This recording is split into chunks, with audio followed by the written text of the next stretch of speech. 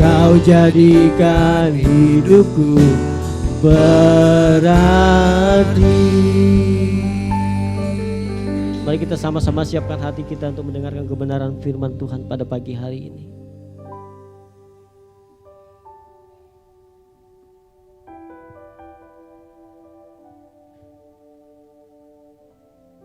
Shalom semuanya. Kita baru saja memasuki tahun yang baru, yaitu tahun 2022. Kita baru saja meninggalkan tahun 2021, tahun integritas, the year of integrity, di mana Tuhan menekankan agar kita hidup berintegritas, yang artinya semakin menyerupai dengan gambar Yesus. Mungkin ada yang bertanya-tanya, bagaimana keadaan tahun 2022? Apakah keadaan saya akan lebih baik atau lebih jelek? Bagi saudara yang sedang bertanya-tanya seperti itu, saya mau katakan bahwa kita harus berpegang pada firman Tuhan. Sesuai dengan Ratapan 3 ayat 22 dan 23 yang berkata, tak berkesudahan kasih setia Tuhan, tak habis-habisnya rahmatnya, selalu baru tiap pagi, besar kesetiaanmu. Berdasarkan ayat ini, kita harus percaya bahwa kasih setia Tuhan selalu baru tiap hari, selalu baru tiap minggu, selalu baru tiap bulan, dan selalu baru tiap tahun.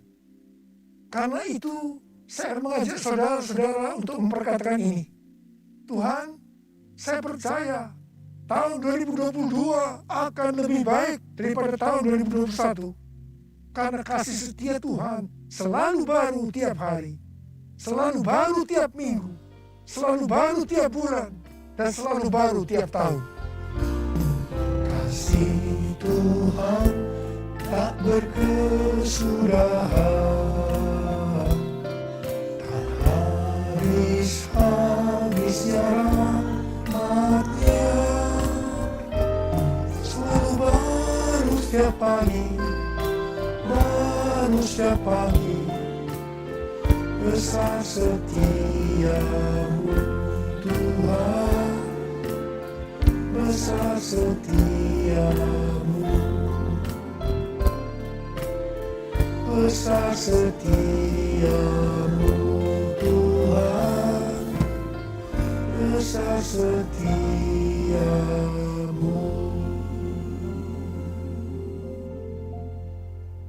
Dasar kita percaya bahwa tahun 2022 akan lebih baik daripada tahun 2021 karena Ratapan 3 ayat 24 berkata, Tuhan adalah bagianku, kata jiwaku. Oleh sebab itu, aku berharap kepadanya. Jadi karena kita akan selalu berharap kepadanya, maka kita akan berkata bahwa tahun 2022 akan lebih baik dibanding tahun 2021. Apa yang terjadi kalau kita berharap kepadanya? Yang pertama, sesuai dengan Yesaya 40 ayat 30 dan 31, maka orang yang berharap kepada Tuhan akan mendapatkan kekuatan yang baru, yang akan melebihi kekuatan orang-orang muda. Mereka seumpama Raja Wali yang naik terbang dengan kekuatan sayapnya. Mereka berlari dan tidak menjadi lesu. Mereka berjalan dan tidak menjadi lelah. Haleluya!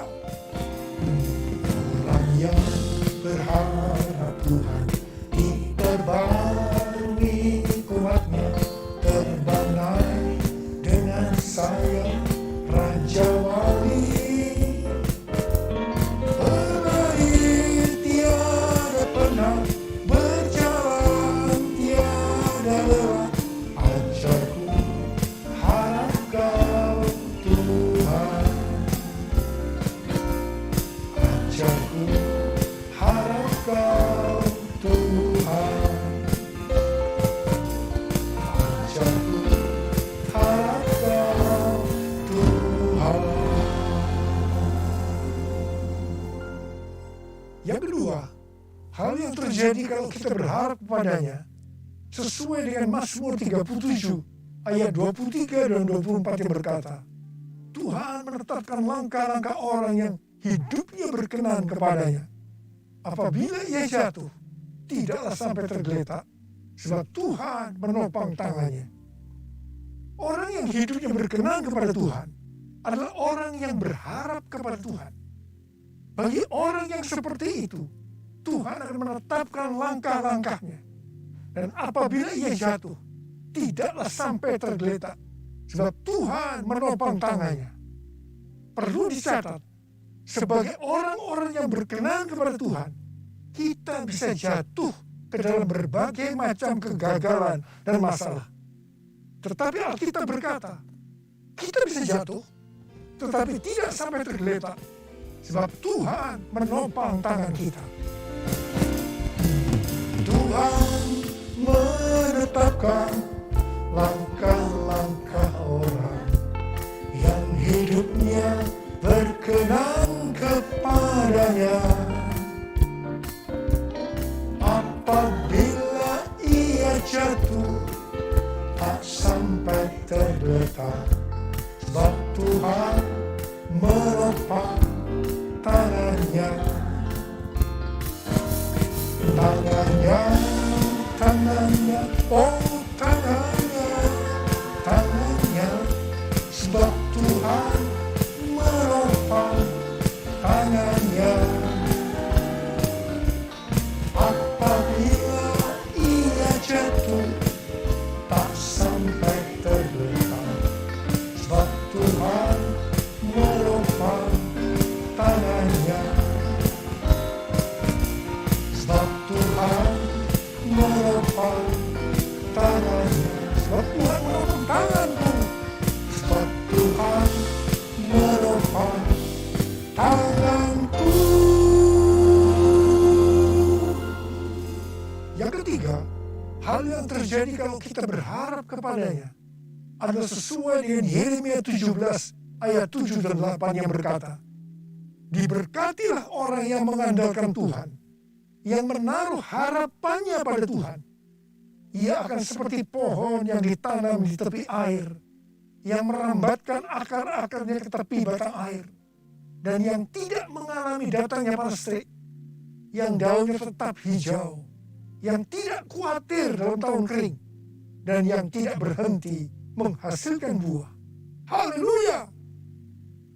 Yang keempat, hal yang akan terjadi kalau kita berharap kepadanya, sesuai dengan Mazmur 32 ayat 8 dan Mazmur 33 ayat 18, bahwa mata Tuhan tertuju kepada mereka yang takut akan Dia, kepada mereka yang berharap akan kasih setianya.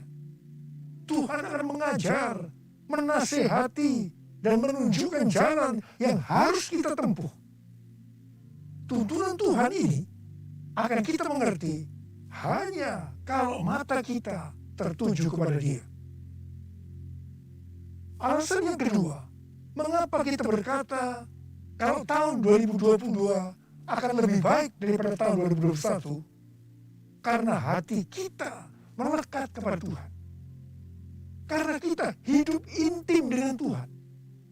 Dalam Mazmur 91 ayat 14 sampai dengan 16, Tuhan berkata, sungguh hatinya melekat kepadaku, maka aku akan meluputkannya. Aku akan membentenginya, sebab ia mengenal namaku. Bila ia berseru kepadaku, aku akan menjawab. Aku akan menyertai dia dalam kesesakan. Aku akan meluputkannya dan memuliakannya. Dengan panjang umur akan kukenyangkan dia, dan akan kuperlihatkan kepadanya keselamatan daripadaku.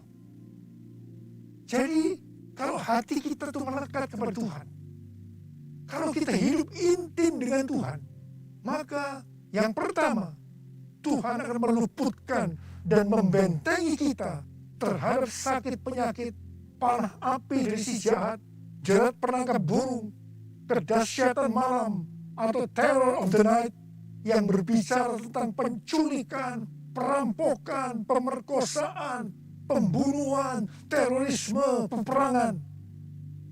Hal yang kedua, Tuhan akan menjawab ketika kita berseru pada masa kesesakan. Dan yang ketiga, Tuhan akan memuliakan kita. Yang keempat, Tuhan akan memberikan panjang umur dengan berkat yang melimpah. Dan yang kelima, Tuhan akan memberikan keselamatan. Haleluya! Bless the Lord, oh my soul, oh my soul, worship His holy name.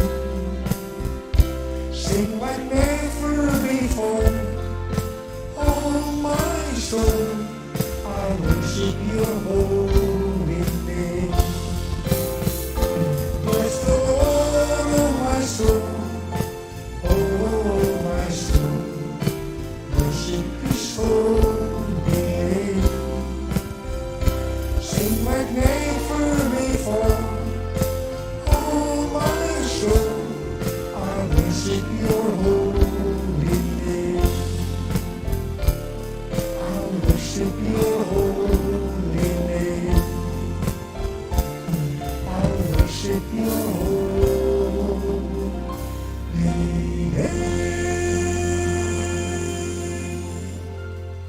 Tuhan menuntun kita untuk memasuki tahun 2022 dengan memberikan tema bahwa tahun 2022 adalah tahun paradigma yang baru. The year of new paradigm. Definisi paradigma menurut Kamus Besar Bahasa Indonesia adalah model dan juga kerangka berpikir. Definisi paradigma menurut Westminster Dictionary of Theological Terms bahwa paradigma berarti contoh, pola, model, dan istilah ini sering dipakai untuk menunjukkan cara berpikir dalam teologi ketika bahan-bahan dikumpulkan dan diatur dalam satu pola atau cara tertentu seperti dalam doktrin. Tuhan memberikan ayat emas untuk tema ini, yaitu Yesaya 43 ayat 18 sampai dengan 21 dan Filipi 3 ayat 13 dan 14. Dalam Yesaya 43 ayat 14 sampai dengan 21, Tuhan berkata bahwa dulu orang Israel dibebaskan dari kejaran Firaun dan pasukannya dengan cara Firaun dan pasukannya mati di tengah-tengah Laut Merah. Tetapi sekarang orang Israel akan dibebaskan dari Babel dengan cara yang berbeda. Tuhan berkata, jangan ingat hal-hal yang dulu. Sekarang aku hendak membuat sesuatu yang baru. Kalau dulu Allah menyelamatkan Israel lewat jalan laut, sekarang Allah menyelamatkan Israel dengan cara yang baru.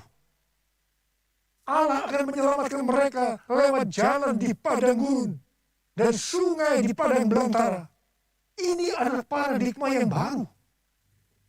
Bagian Tuhan adalah memberikan paradigma yang baru.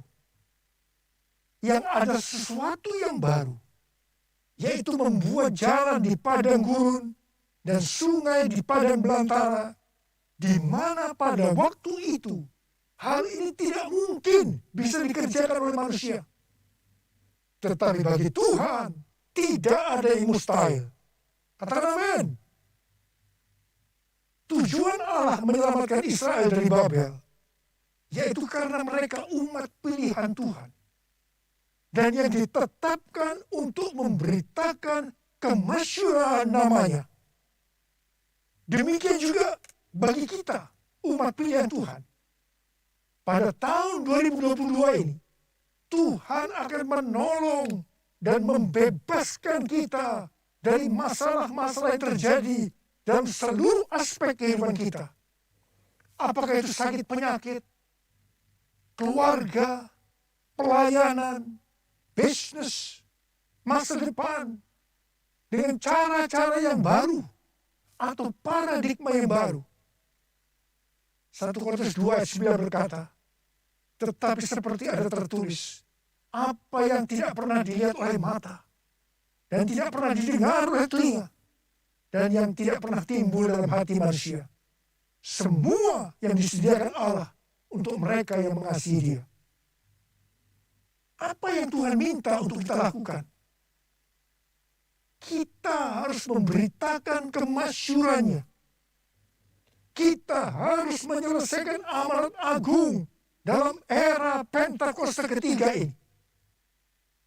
1 Petrus 2 ayat 9 berkata, tetapi kamulah bangsa yang terpilih, imamat yang terjani, bangsa yang kudus, umat kepunyaan Allah sendiri, supaya kamu memberitakan perbuatan-perbuatan yang besar dari Dia, yang telah memanggil kamu keluar dari kegelapan kepada terangnya yang ajaib. Memasuki tahun 2022 ini, kita akan melihat bahwa dengan adanya pandemi yang sampai sekarang belum selesai, maka cara-cara pelayanan di gereja berubah. Kita tidak bisa hanya memakai cara-cara yang lama lagi. Sebagai contoh, sesuai dengan penelitian yang dilakukan oleh George Barna yang dirilis pada tanggal 6 Juni 2021 yang lalu, mengenai generasi anak muda di Amerika yang disebut generasi berbeda. Dikatakan bahwa pelayanan gereja selama 5 dekade terakhir tidak akan efektif untuk generasi ini. Jadi perlu ada paradigma yang baru dalam pelayanan di gereja. Tuhan sedang membuat paradigma yang baru sebagai pola yang baru. Dan bagian kita adalah menerima sebagai cara pandang yang baru. Demikian juga dengan cara berbisnis. Pasti banyak dari cara-cara yang lama yang sudah tidak bisa dipakai lagi. Perlu diperhatikan bahwa Wahyu 13 ayat 16 pasti akan digenapi. Manusia tidak dapat membeli dan menjual kalau tidak memiliki tanda antikristus di tangan kanannya dan di dahinya. Dan dengan seizin Tuhan, dunia sekarang sudah dibawa ke sana untuk menggenapi Wahyu 13 ayat 16 tadi.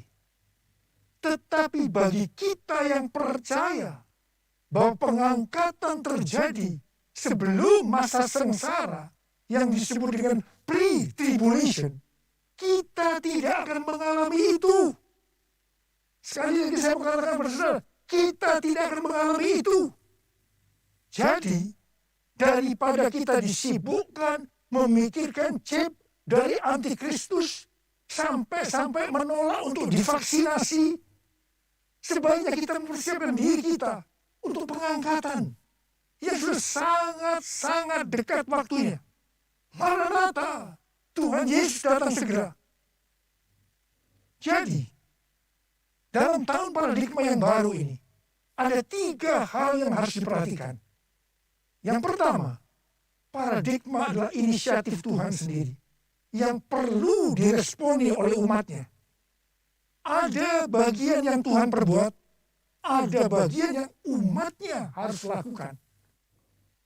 Yang kedua, bagian Tuhan membuat sesuatu yang baru, yaitu paradigma sebagai pola. Dan yang ketiga, bagian umat Tuhan melihat, mengetahui, dan menerima yang Tuhan buat, yaitu paradigma sebagai cara pandang. Hatiku percaya, hatiku percaya, hatiku percaya, selalu ku percaya, selalu ku percaya, selalu ku percaya.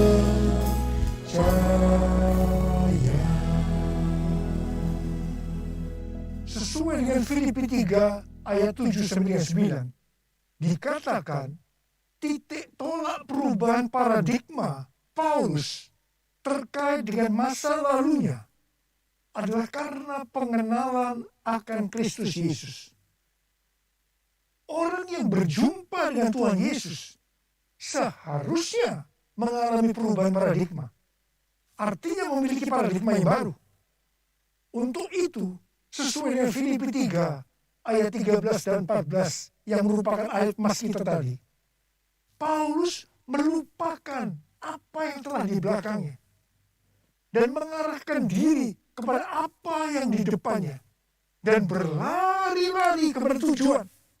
Artinya mengejar sekalipun menderita untuk memperoleh hadiah, yaitu panggilan surgawi dari Allah dalam Kristus Yesus. Kita juga harus berpikir tidak hanya masuk surga saja, tetapi masuk surga dengan hadiah berupa mahkota. Karena itu, mari kita responi ajakan Rasul Paulus untuk memiliki dan menghidupi paradigma yang baru. Memiliki paradigma yang baru dalam mengikut Tuhan adalah suatu keharusan. Sekali lagi, suatu keharusan. Firman Tuhan berkata, kita harus meninggalkan cara hidup yang lama ketika kita berbalik untuk mengikut Tuhan. Cara hidup yang lama atau paradigma yang lama, termasuk pola pikir, tutur kata, tingkah laku, dan perbuatan kita sehari-hari harus mengalami perubahan. Jadi, orang Kristen yang sudah lahir baru, tetapi masih memakai paradigma yang lama, perlu bertobat. Perlu bertobat. Apa yang Alkitab katakan tentang paradigma yang baru? Roma 12 ayat 2 berkata, janganlah kamu menjadi serupa dengan dunia ini, tetapi berubahlah oleh pembaharuan budimu, sehingga kamu dapat membedakan manakah kehendak Allah, apakah yang baik, yang berkenan kepada Allah, dan yang sempurna. Dalam bahasa Yunani, kata yang dipakai untuk budi adalah nous, yang artinya pikiran, akal budi, pola pikir atau mindset, yang sama juga artinya dengan paradigma. Di sini Tuhan menghendaki agar kita memiliki pikiran atau paradigma yang baru, supaya kita tidak sama lagi dengan dunia ini dan mengerti kehendak Allah. Sebelum bertobat, pola pikir dan cara hidup kita pasti sama dengan dunia ini. Tinggalkan itu. Tinggalkan itu. Masuk ke dalam paradigma yang baru. Ingat, paradigma yang lama akan menghambat kita untuk mengerti kehendak Allah. Ada pesan Tuhan yang kuat hari-hari ini, yaitu agar kita mengerti dan melakukan kehendak Allah pada zaman ini. Bagaimana supaya kita memiliki pola pikir atau paradigma yang baru? Yaitu melalui firman Allah dan Roh Kudus. Karena itu baca Alkitab setiap hari. Renungkan, lakukan, dan saksikan. Dan selalu berkata, penuhi kami dengan Roh-Mu ya Tuhan. Biarlah kami dituntun dengan firman dan Roh-Mu. Pada akhirnya, diingatkan bahwa paradigma yang lama, yaitu pola pikir duniawi yang berdampak kepada kehidupan duniawi, akan berujung kepada kebinasaan, akan kehilangan keselamatan. Karena itu, miliki dan hidupi paradigma yang baru. Kita akan menjadi serupa dengan gambar Yesus. Kita menjadi orang yang berintegritas. Kita akan mencari dan memikirkan perkara-perkara yang di atas, bukan yang di bumi. Sehingga pada saat Tuhan Yesus menyebut kita gerejanya di awan-awan, kita akan diangkat dan masuk surga dan akan bersama-sama dengan Tuhan Yesus selama-lamanya. Hosana di tempat yang tinggi.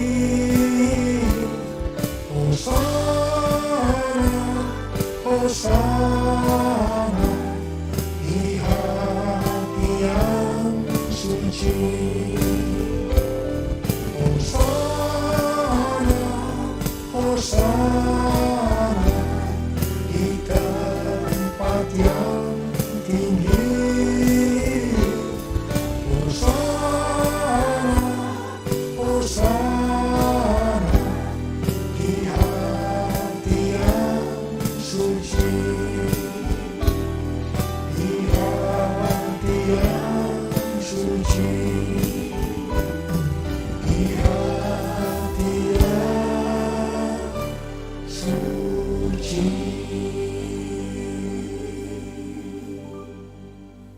saudara, memasuki tahun 2022 yang Tuhan berikan tema tahun paradigma yang baru, the year of new paradigm, maka ada 6 hal yang harus diperhatikan. Yang pertama, Tuhan sedang membuat paradigma yang baru, dan kita harus menerimanya sebagai pola pikir dan cara pandang yang baru. Yang kedua, Tuhan akan menolong dan akan membebaskan kita dari masalah-masalah yang terjadi dalam seluruh aspek kehidupan kita dengan paradigma yang baru. Dan kita harus mengerti dan menerimanya. 1 Korintus 2 ayat 9 akan kita alami. Yaitu apa yang belum pernah dilihat oleh mata, belum pernah didengar oleh telinga, belum pernah timbul dalam hati, akan kita alami. Karena kita mengasihi Tuhan Yesus. Tuhan mengingatkan kita, ini yang ketiga, sebagai orang Kristen yang sudah lahir baru, agar kita meninggalkan kehidupan duniawi yang disebut dengan paradigma yang lama, untuk masuk dalam paradigma yang baru, yaitu kehidupan surgawi. Yang keempat, untuk itu kita harus melupakan apa yang ada di belakang kita, yaitu kehidupan duniawi, dan mengarahkan diri kita kepada apa yang ada di hadapan kita, yaitu kehidupan surgawi, dan berlari-lari kepada tujuan, yang artinya mengejar sekalipun menderita untuk memperoleh hadiah berupa mahkota. Kita harus berpikir tidak hanya masuk surga saja, tetapi masuk surga dengan mendapatkan mahkota. Katakan amin. Yang kelima, kita harus meminta kepada Tuhan agar dipimpin dengan firman dan roh-Nya, supaya kita bisa memahami dan menghidupi paradigma yang baru. Yang keenam, dengan adanya paradigma yang baru ini, apa yang Tuhan minta kepada kita untuk dilakukan? Yaitu supaya kita memberitakan perbuatan-perbuatan yang besar dari Dia yang telah menyelamatkan kita, supaya dalam era Pentakosta ketiga ini kita menyelesaikan amanat agung, dan setelah itu Tuhan Yesus datang kembali. Ku mau selalu bersyukur, selalu bersyukur, Kau Tuhan yang setia, yang selalu menopang. Ku mau selalu bersyukur, selalu bersyukur, Kau Bapa-Ku yang setia. Sekali lagi, ku mau selalu bersyukur, selalu bersyukur, Kau Tuhan yang setia, yang selalu menopang. Ku mau selalu bersyukur, selalu bersyukur, Kau Bapa-Ku yang setia. Ayo kita sembah.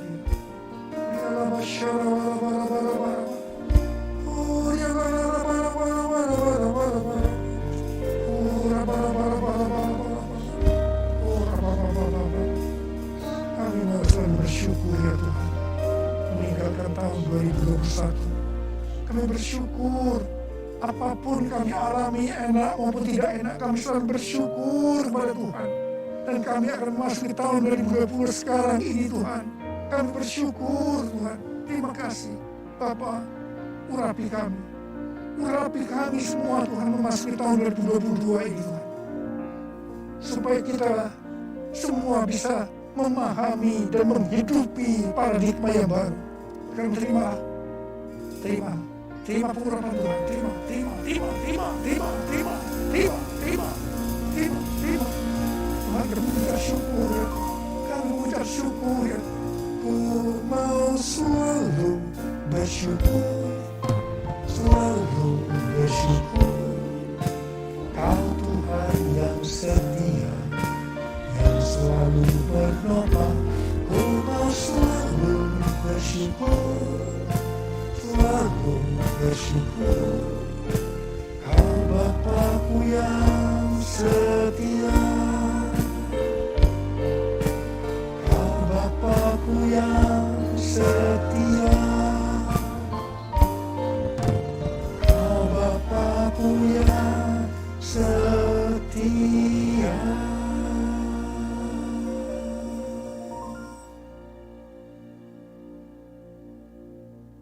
Mari saudara-saudara, kita akan masuk dalam perjamuan kudus. Ini adalah perjamuan kudus yang pertama dalam tahun yang baru, tahun 2022 ini. Kita akan mengingat ayat ini. Sebab setiap kali kamu makan roti ini dan minum cawan ini, kamu memberitakan kematian Tuhan sampai Ia datang. Perjamuan kudus adalah perjamuan Tuhan Yesus sendiri. Setiap kali kita masuk dalam perjamuan kudus, Tuhan Yesus selalu berkata kepada kita, biarlah ini menjadi peringatan akan daku. Peringatan akan daku. Karena itu mari saudara, kita turunkan kepala, kita arahkan hati kita kepada kebaikan Tuhan. Apa yang telah Tuhan Yesus perbuat dalam hidup ini? Supaya kita lebih mengasihi Tuhan Yesus. Kita supaya lebih mengasihi satu dengan yang lain. Bapa, siapakah kami sebelum kami mengenal Engkau? Kami semua orang berdosa. Upah dosa adalah maut, mati. Tapi Engkau yang tidak berdosa telah dijadikan dosa oleh karena kami. Engkau harus turun dari surga mulia, menjelma menjadi manusia, mati ganti kami dengan penderitaan yang luar biasa. Tuhan, terima kasih. Terima kasih berkebaikan Tuhan. Terima kasih berkebaikan Tuhan. Ya Tuhan, Kau jadikan kami sebagai anak-anak-Mu. Kau tuntun, Kau bela, Kau lindungi. Kau sembuhkan kami. Kau berikan kepada kami visi-visi yang baru memasuki tahun yang baru ini Tuhan. Engkau tegur juga kalau kami salah. Itu Engkau ya Aba. Itu Engkau ya Aba. Saudara, Tuhan akan memberkati kita semua melalui perjamuan kudus. Tapi Tuhan mau kita makan dan minum dengan cara yang benar. Karena itu, mari masing-masing berdoa introspeksi. Kita baru saja meninggalkan tahun lama, tahun 2021. Memasuki tahun yang baru, tahun 2022. Mari, kalau ada hal-hal yang belum diselesaikan selama ini dengan Tuhan, memasuki tahun yang baru, kita selesaikan sekarang ini. Kita minta ampun kalau ada hal-hal yang menyedihkan hatinya Tuhan. Kita minta ampun. Ampuni saya Tuhan. Ampuni, katakan begitu. Katakan, ampuni saya Tuhan. Ampuni saya. Tuhan, ampuni kami semua Tuhan. Ampuni kami semua. Kau melihat anak-anak-Mu semua yang sedang meminta ampun padamu. Ampuni Tuhan. Berkati mereka memasuki tahun yang baru, tahun 2022, tahun paradigma yang baru ini. Ya Bapa, ya Bapa, ya Bapa, ya Bapa, ya Bapa. Terima kasih, terima kasih. Terima kasih. Tuhan, terima kasih. Kau sudah mengampuni kami. Kau sudah mengampuni kami. Sekarang saudara-saudara, mari kita masuk dalam perjamuan kudus.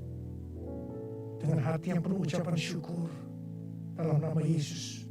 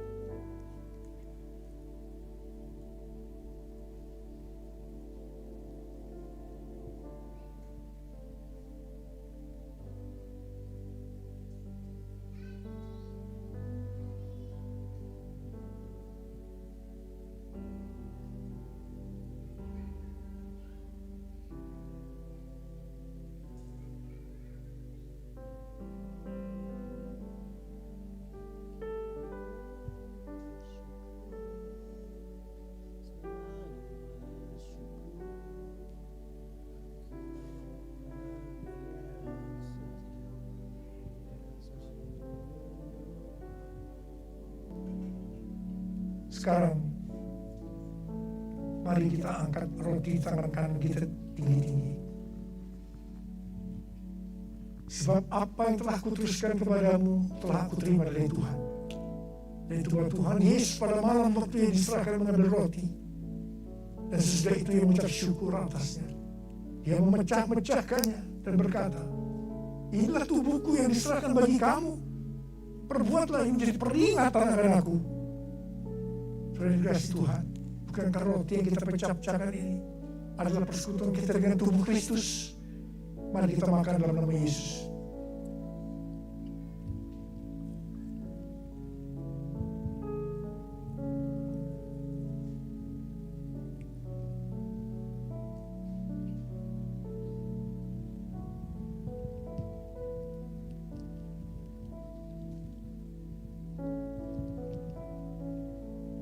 Angkat cawan di tangan kanan kita tinggi-tinggi.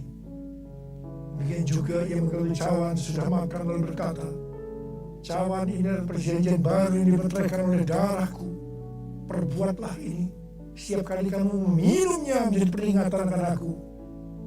Sudah dikasih Tuhan, bukankah cawan pengucapan syukur yang atas kita ucapkan syukur adalah persekutuan kita dengan darah Yesus? Mari kita minum dalam nama Yesus.